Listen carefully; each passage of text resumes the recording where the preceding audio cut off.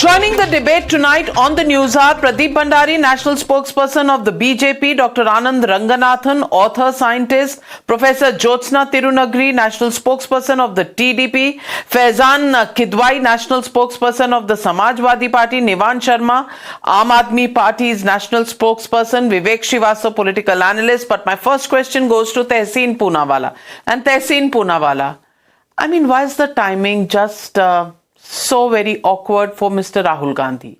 Scuba diving, well, he's an expert at that. But prophesizing economic performance, I don't know. What do you make of Putin's statement and the GDP numbers that have just come out? Well, what does Rahul Gandhi have to say about the doomsday prophecy that he gave just 48 hours ago? Thank you, Nalika, for having me on the show. Yeah, he surely is a good scuba diver, and we've seen that, and he knows how to swim, unlike most people who need to use AI to show themselves in water. But look, here's the more important and structural points that you have to make. While the Indian economy has shown growth, it is uneven growth. The examples that the BJP cited in your opening remarks, all of these economies, what are their per capita income versus India? For your viewers, just to simplify, let's say my brother gets 2% on 90, whereas I get 10% on 40, which even then the 2% on 90 is much higher. So you only expect the BJP to make such economical arguments. Congratulations to them. Let's go to the second part of your argument.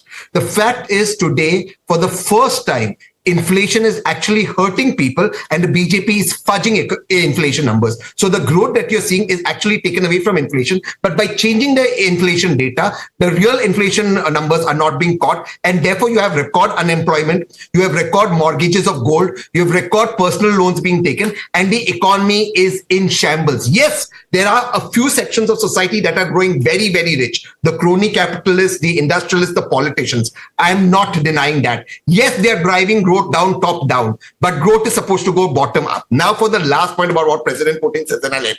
Of course, President Putin is going to praise Prime Minister Modi. What is he going to do? He didn't praise Prime Minister Manmohan Singh. If you're praised, you have to buy oil from him. You're not buying oil at a discounted rate. You're buying it at 80 when Russia is selling at 60. You're buying it in AED and converting it to Chinese yuan, not in Indian rupees. It works for him. He doesn't want to sell oil in Indian rupees anymore. He's happy with the AED and the Chinese yuan. So he's going to praise you. You're buying a product from him, giving him billions and billions of dollars. What's he going to come to India and say, no, no, no? Or go in Moscow and say, no, no, no. India's doing that. Tehseen Poonawalla. How does it matter? You amuse me so much only because you say ये GDP calculation कैसे हो रही है? Look at the base, look at Germany's base. Were you in the UPA era calculating GDP based on German or Japanese denominator? आप वैसे calculate कर रहे थे. Oranges and apples have to be in different baskets. Secondly, you are saying top down हो रहा है, bottom up नहीं हो रहा है. पहले तो बहुत bottom up हो रहा था आपके समय में. Number three, you're talking about different segments. Rural auto growth, urban auto growth, look at those numbers. And I agree with you, inflation has gone up. But look at the average inflation. In the recent times, war and oil has pushed inflation up. And those numbers and impact are still to be seen. This is, please remember, Q4 and all of 25-26. So don't begin to find holes because, these are the numbers of the good period.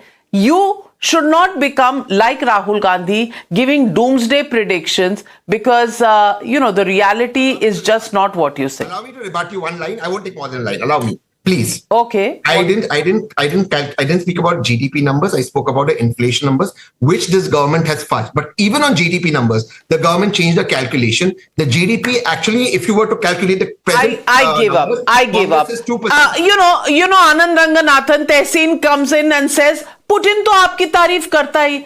कल तक ये कह रहे थे that you have let down Putin, you don't buy Russian oil, you have given in, surrendered to Donald Trump. आज they are saying that Putin is praising you, no big deal. Why do they keep changing their goalposts, and why do they want to make such doomsday predictions virtually on a daily basis, shifting every single sentence that they themselves have said in the past? Good evening, Navika, and good evening to my fellow panelists. I expected I not just expect, I see that as truths that Rahul Gandhi follows Trump.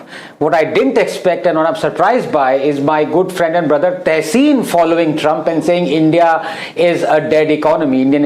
What is he talking about? Navika, when you talk of doomsday scenario, the doomsday scenario would come when we have a runaway inflation, when there is rampant unemployment, when we have absolutely dwindled down to the bottom of the barrel foreign exchange. These are the three things. Balance of payment crisis, another. Let me just give you the three figures right now, despite a war having carried on beyond 3 months right now. So technically, when you talk of doomsday, let's talk of before the war, but let's not even do that. Right now, our foreign exchange reserves are hovering around the $700 billion mark. 11 years ago, they were less than half of that, 300 billion. Is that a doomsday scenario? Secondly, last year, the Clem's report talked about 47 million jobs being created. Is that a doomsday scenario? Clem's report was actually instituted by the UPA. What will you say? I don't believe in it. What are the numbers according to you? Half of that? Do you have any numbers? Third, before this war began, do you understand the fact that inflation was even 1%?